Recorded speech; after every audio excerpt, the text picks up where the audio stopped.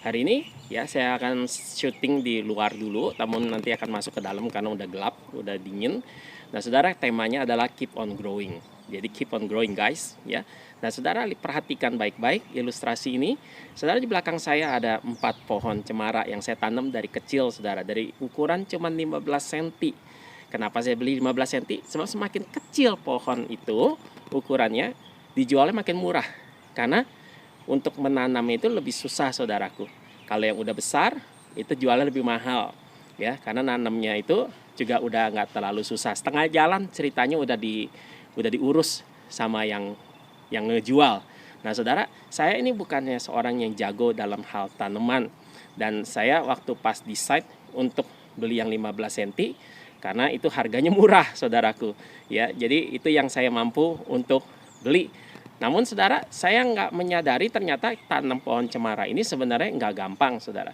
Kalau secara Google ya, problem planting pine tree itu banyak banget saudara ke problemnya. Mulai dari kondisi soilnya, mulai dari soal gimana mupukinnya, kasih pupuk sebagainya ya, gimana caranya untuk nyiremnya sebagainya.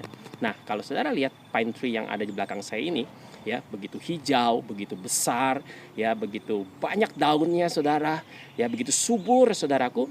Nah saudara, itu bukan hasil karya saya, itu benar-benar Tuhan yang berikan pertumbuhan.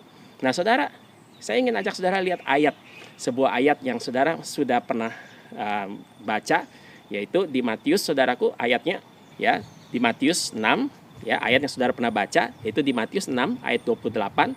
Saudara, ayatnya bunyi demikian: perhatikanlah bunga bakung di ladang yang tumbuh, saya garis bawahi katanya yang tumbuh tanpa bekerja, tanpa memintal.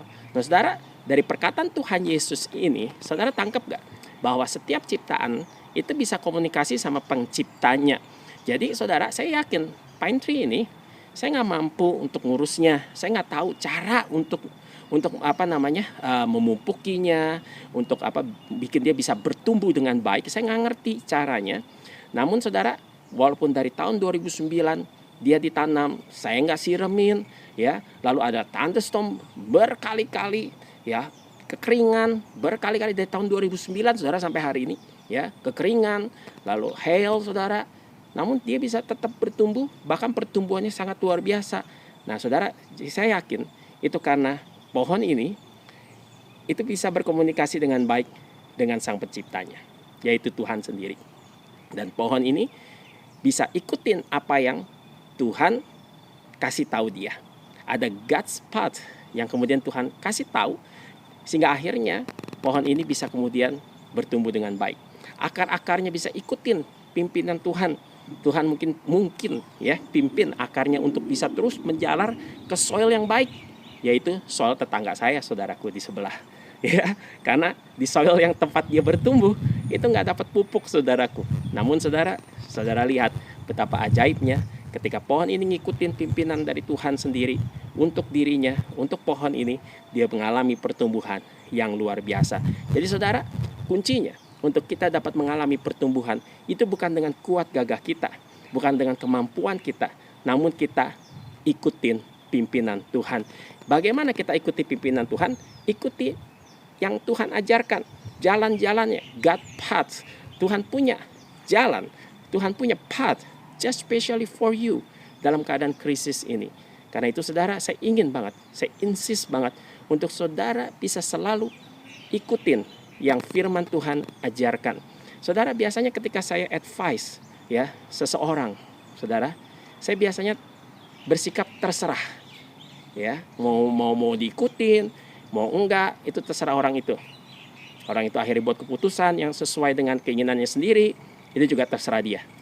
Biarlah dia belajar dari pengalamannya lewat keputusan yang dia buat sendiri. Namun hari ini, lewat keadaan krisis ini, saya insist untuk saudara ikuti yang saya ajarkan. Saudara, saya nggak sembarangan ngajarin saudara. Saya ngalamin krisis berulang kali. Saya udah cerita itu kemarin, dan tujuannya saya ingatkan saudara bahwa saya pernah ngalamin krisis, bukan untuk saya menyombongkan diri, namun supaya saudara semakin yakin yang saya ngomong ini nggak sembarangan.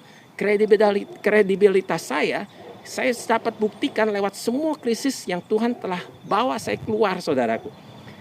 Tahun 98 krisis keuangan dunia, saya sampai nggak bisa sekolah.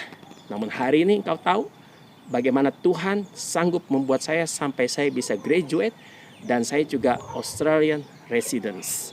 Lalu tahun 2003 ketika SARS, saya ada di Singapura.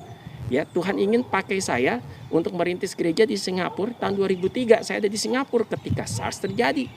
Saudara, harusnya semua rencana itu berantakan.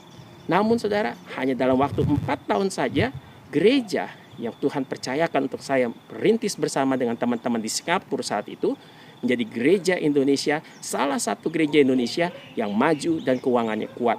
Dan saya ingat banget ketika SARS terjadi, banyak orang kehilangan pekerjaan di Singapura, saudara.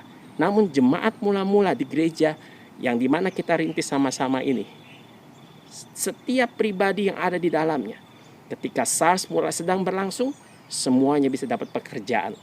Tidak ada yang nganggur, saudaraku. Tidak ada yang kehilangan pekerjaan. Semuanya dapat pekerjaan. Bahkan ada yang dapat promosi, saudara. Dan semata-mata semuanya itu terjadi bukan karena kita lebih hebat dari yang lain, namun karena kita hidup ikutin pimpinan Tuhan. Tuhan, kita belajar dari firman apa yang Tuhan mau kita lakukan.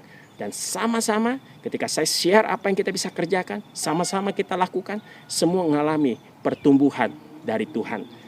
Lalu tahun ini saya sudah share sama saudara di bisnis yang Tuhan percayakan. Saudara, saya telah mencapai bahkan tembus goal yang saya set untuk 2020 justru di saat krisis terjadi. Itu nggak kebetulan, saudaraku. Saya yakin itu karena Tuhan yang memberikan pertumbuhan. Sebelum krisis ini terjadi, saya nggak punya pengalaman bisnis. Saya nggak punya partner juga yang bisa ngajarin saya. Yang saya punya hanya Tuhan. Saya belajar apply firman Tuhan sedikit, langkah demi langkah, sedikit demi sedikit di dalam segala area bisnis ini. Saudara, bisnis itu kompleks, saudaraku. Nggak hanya jual produk, namun ada berbagai macam area yang perlu diperkuat.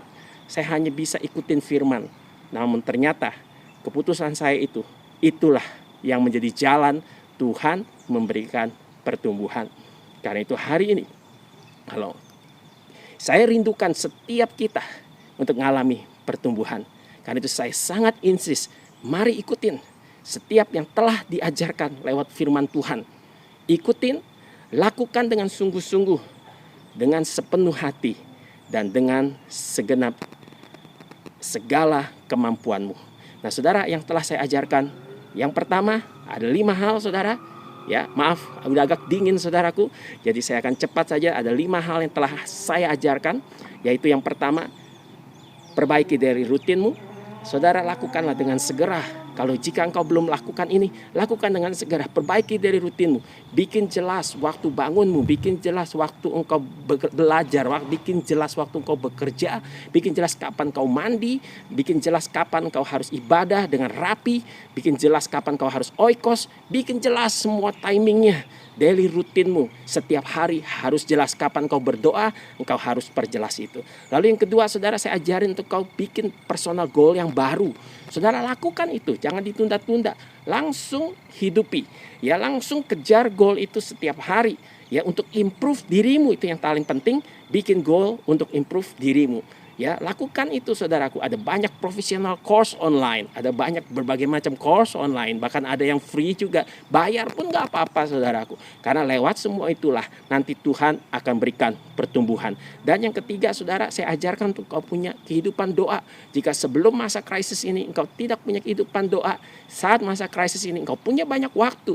Ketika engkau atur dari rutinmu dengan baik, waktumu banyak yang tersisa. Karena itu gunakan untuk belajar untuk berdoa. Langsung engkau praktekkan, ya, doa 15 menit yang saya sempat ajarkan.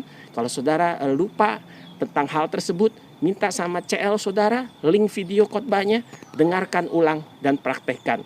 Ya, itu yang ketiga yang saya ajarkan. Dan yang keempat, saya ajarkan untuk engkau selalu bisa reaching out to one another, bukan untuk main-main, tapi untuk bisa mempraktekkan kasih, saling bantu, melakukan perbuatan kasih, kunjungin yang kesepian, lakukan dengan cara yang kreatif supaya engkau nggak ketangkep dan kena fine. Lakukan dengan kreatif, dengan hati yang mau mempraktekkan kasih Dan yang kelima yang terakhir saya ajarkan, making the most your time bersama dengan saudara seimanmu. Jangan engkau sia-siakan setiap waktu bisa ketemu dengan saudara seimanmu. Saat oikos, gunakan dengan baik. Ya, salah satu caranya adalah supaya engkau bisa menggunakan waktu dengan baik saat ketemu dengan teman di oikos, yaitu buka kameramu. Jangan udah online, engkau nggak mau buka kamera. How you can share your smile to one another.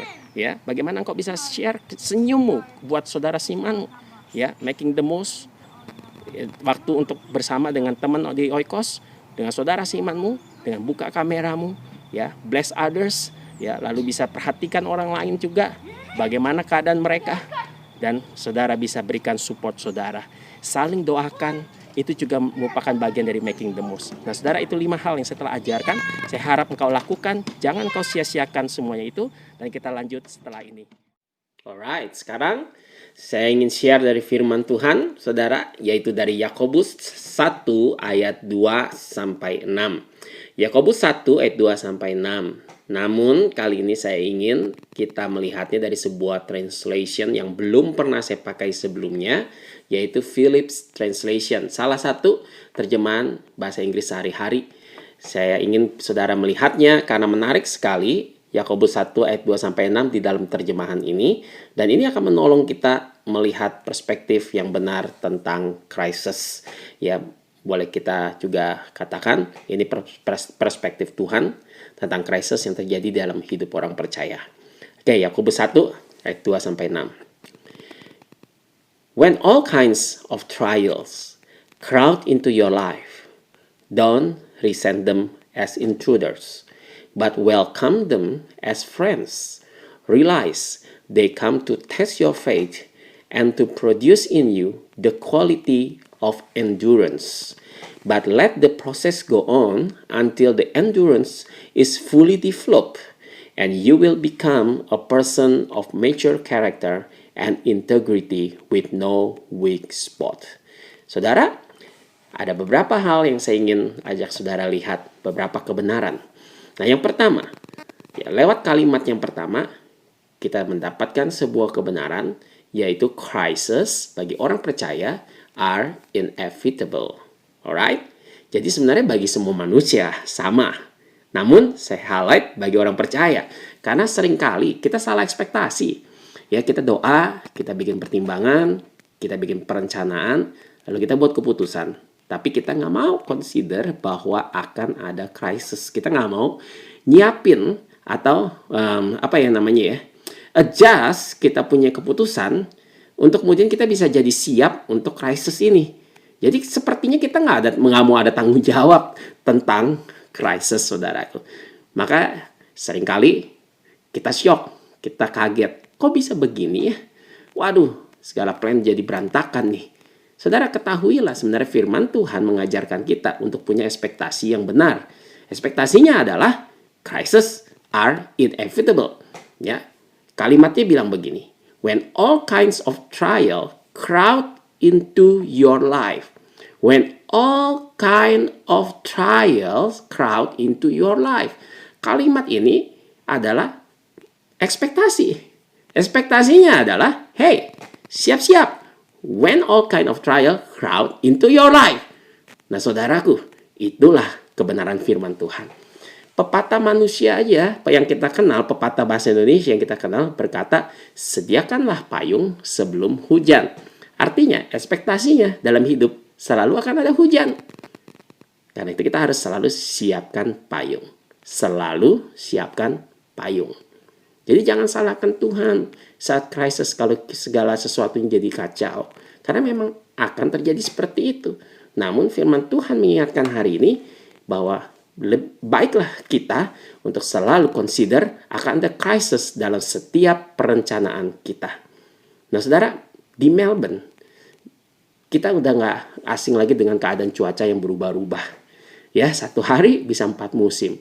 Bahkan di akhir tahun dan awal tahun, dari akhir tahun 2019 dan awal tahun 2020, saudara, seringkali ya ketika hari sedang enak-enaknya, terang benderang, hangat, ya, kayaknya sangat nyaman untuk kita keluar-keluar. Tapi tiba-tiba jam 2 atau jam 3-an, bisa gelap gulita, lalu turun curah hujan yang gila-gilaan saudaraku. Sampai akhirnya baru 15 menit hujan aja sudah banjir di mana-mana saudara. Nah saudara, firman Tuhan sedang ingatkan pada kita, nggak hanya bahwa selalu akan ada krisis, namun krisis juga bisa datang itu benar-benar seperti hujan yang deras saudaraku. All kind of trial crowd into our life. Karena itu kita perlu sekali selalu consider crisis dengan lebih baik lagi. Dalam semua perencanaan kita harus selalu consider bahwa krisis pasti terjadi. Saya bukan pesimistik saudara, namun saya realis. Sehingga akhirnya kita dapat prepare our life better. Dan kita bisa selalu berdoa untuk buat keputusan dengan lebih bijaksana. Nah saudaraku, saat kita masih ada dalam krisis ini, belajarlah saudara, apa yang kita bisa belajar untuk mempersiapkan diri kita untuk menghadapi krisis yang berikutnya. Belajarlah keputusan apa yang dapat membuat kita lebih siap. Ini penting. Jangan sampai kita melakukan kesalahan yang sama kedua kali.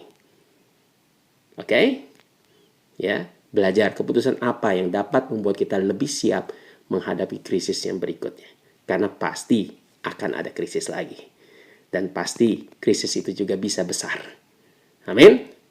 Nah saudara, yang kedua, belajarlah keputusan apa yang membuat kamu tidak siap. Jadi yang pertama, keputusan apa yang membuat kamu bisa lebih siap. Lalu yang kedua, belajarlah evaluasi keputusan apa yang membuat kamu tidak siap menghadapi krisis. Sehingga kita tidak sekali lagi mengulangi kesalahan yang sama untuk kedua kalinya. Itu yang pertama. Nah sekarang yang kedua. Yang kedua ini juga unik saudara. Jadi perspektif firman Tuhan tentang krisis dalam hidup orang percaya adalah demikian. Welcome crisis as friend. Don't resent them as intruder, but welcome them as friend. Jadi saudaraku, kita bersahabat dengan krisis. Krisis itu adalah teman kita. Itulah sikap yang benar. Jadi janganlah kita berdoa untuk usir-usir krisis. Ya, namun berdoalah untuk kita bisa berteman dengan krisis. Untuk kita bisa enjoy krisis. Untuk kita bisa menuai banyak dari krisis saudaraku. Ya, saudara, krisis yang hari ini ada itu membuat kita perlu kreatif dalam berbagai macam hal. Para orang tua perlu kreatif how to deal dengan anak-anak yang belajar dari rumah, saudaraku. Ya, ini akan membawa setiap kita menuai banyak sekali hikmat kehidupan yang akan sangat berguna sekali di masa yang akan datang. Karena itu, kalau kita mau berdoa di dalam krisis ini, jangan tengking krisis ini. Namun berdoalah untuk supaya semakin bertambah hikmat-hikmat baru di dalam hidup kita. Hikmat untuk melayani jiwa-jiwa. Gimana caranya untuk melayani jiwa-jiwa dalam keadaan harus semuanya online? Minta hikmat. Ya, minta hikmat untuk bagaimana supaya bisa ngurusin nih anak-anak yang sekolahnya online. Minta hikmat. Minta hikmat bagaimana mengatur menu makanan sebagainya. Minta hikmat. Minta hikmat untuk berbagai macam aspek kehidupan kita di saat krisis ini. Sehingga semuanya dapat semakin baik dan enjoyable. Jadikan krisis ini teman kita. Itulah firman Tuhan. Lalu yang ketiga, saudara, saat kita berhasil menjadikan krisis sebagai teman kita, yang ketiga, maka krisis akan menjadi sesuatu yang purposeful, saudaraku. Sesuatu yang beneficial buat kita. Jadi yang ketiga, crises are purposeful. Tuhan dapat menjadikan krisis ini sungguh menjadi berkat bagi kita. Yang pertama, krisis itu akan strengthen our faith. Crisis strengthen my faith. Ya, firman Tuhan bilang begini, realize they come, ya, they itu crisis, realize they come to test your faith. Saya ngalamin, saudaraku, lewat dua krisis yang Tuhan bawa saya lewati. Saudara, krisis itu membuat iman saya, faith ke saya kepada kasih Tuhan, kepada firman Tuhan, kepada penyertaan Tuhan, kepada campur tangan Tuhan, dan juga kepada pengaturan serta perlindungan dari Tuhan, semuanya itu menjadi lebih kuat, menjadi lebih baik, saudara. saya merasakan saya semakin yakin pada firman karena krisis-krisis yang telah saya lewatin. Itu yang membuat saya juga bisa insist kepada saudara, saya bisa yakin segala hal yang saya ajarkan itu pasti akan membuat hidupmu terus bertumbuh di dalam krisis. Saya ngalamin itu saudara, dan saya yakin saudara pasti juga akan mengalami hal yang sama. Saat perspektifmu terhadap krisis ini dibenarkan, maka engkau akan mengalami seperti yang saya alami. Krisis ini akan memperkuat imanmu. Krisis akan memperkuat imanmu. Yang kedua, krisis develop your endurance. Firman Tuhan bilang, to produce in you the quality of endurance. Jadi saudaraku, endurance adalah kemampuan mental kita untuk menghadapi kesulitan. Itu akan didevelop lewat krisis. Makanya semakin kita telah melewati banyak krisis, semakin kita siap saat ada di dalam krisis tersebut, maka proses ini akan terjadi, saudaraku. Ya, ini yang akan membuat kita semakin hari semakin memiliki mental yang kuat dalam menghadapi hal-hal yang gak gampang. Kita jadi gak gampang menyerah, bisa selalu berpikir jernih, clear thinking. Ya, kita bisa selalu hopeful, punya sikap yang hopeful di dalam berbagai macam crisis. Endurance itu pengertiannya adalah endurance is the ability to endure an unpleasant or difficult process or situation without giving away. Nah, krisis akan membuat kita menjadi orang yang memiliki quality endurance yang baik. Amin. Karena itu terus bersemangat hari ini. Do well in your daily routine, pursue your goal yang tadi saya suggest untuk saudara lakukan, maka quality of endurance ini akan terus terbangun dan semakin baik di dalam jiwamu. Lalu crisis itu purposeful, ya, karena crisis juga akan yang ketiga, crisis mature my characters, ya. Crisis mature your characters.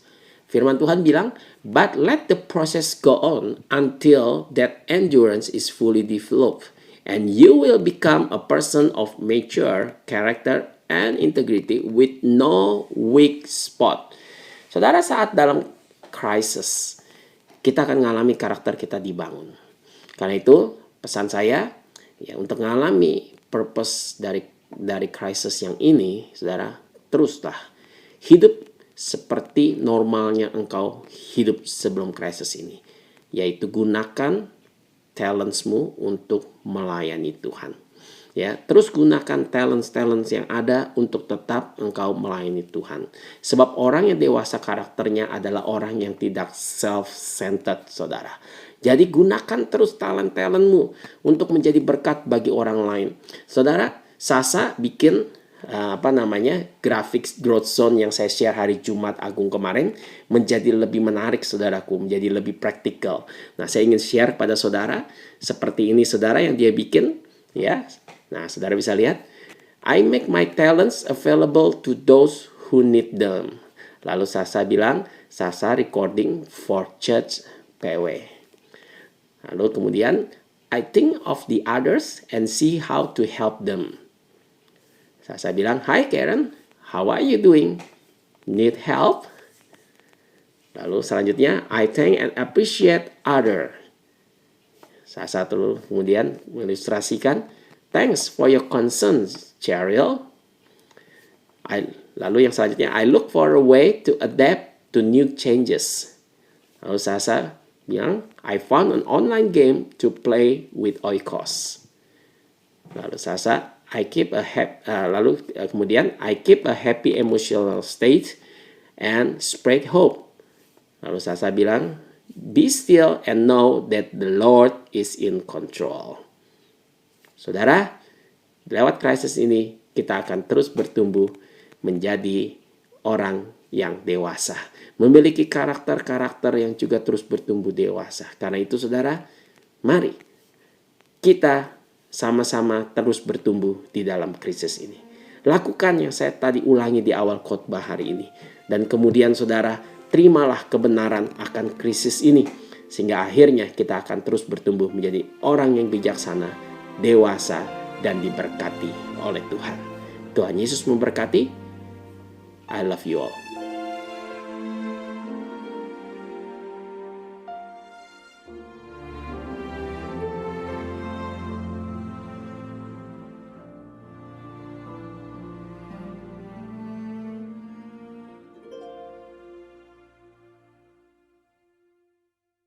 Tiada pernah ku ragukan kasih setiamu ya Tuhan. Setiap waktu dalam hidupku tak pernah kau tinggalkan. Meski langit tampak suram, awan gelap pun menghadang. Hadapi badai, lewati gelombang, tak pernah kau tinggalkan diriku.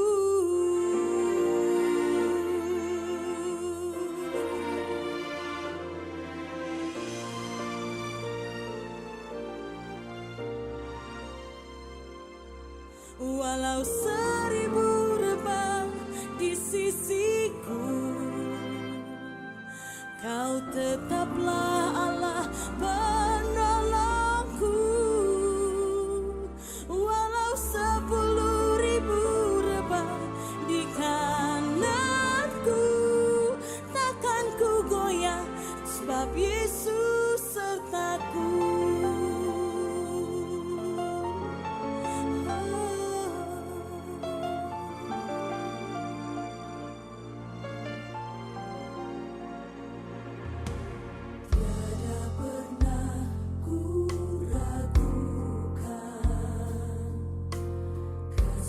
Setiamu ya Tuhan, setiap waktu dalam hidupku tak pernah kau tinggalkan. Meski langit tampak suram, awan gelap pun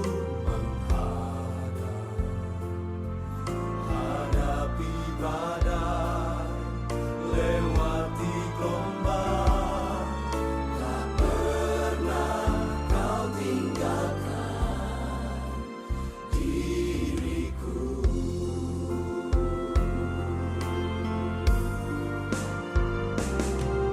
Walau 1000 rebah di sisiku, kau tetaplah Allah penolongku. Walau 10.000 rebah di kananku, takkan ku goyah sebab Yesus sertaku. Walau 1000 rebah di sisiku,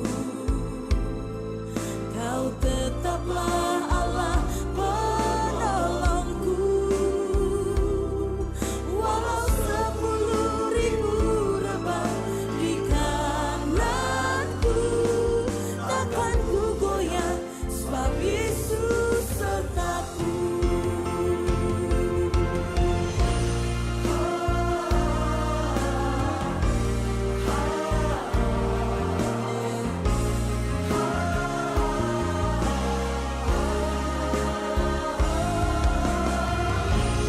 Takkan ku goyah, takkan ku goyah.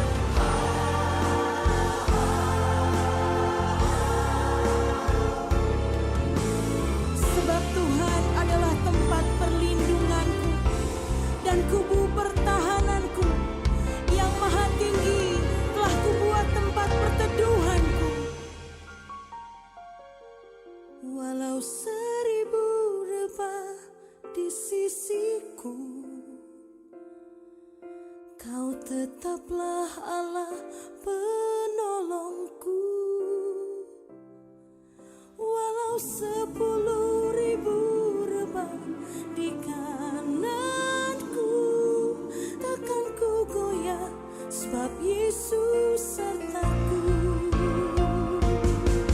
Walau 1000 rebah di sisiku, Kau tetaplah Allah penolongku. Walau 10.000 rebah di kananku, takkan ku goyah sebab Yesus sertaku. Takkan ku goyah, takkan ku goyah, takkan ku goyah sebab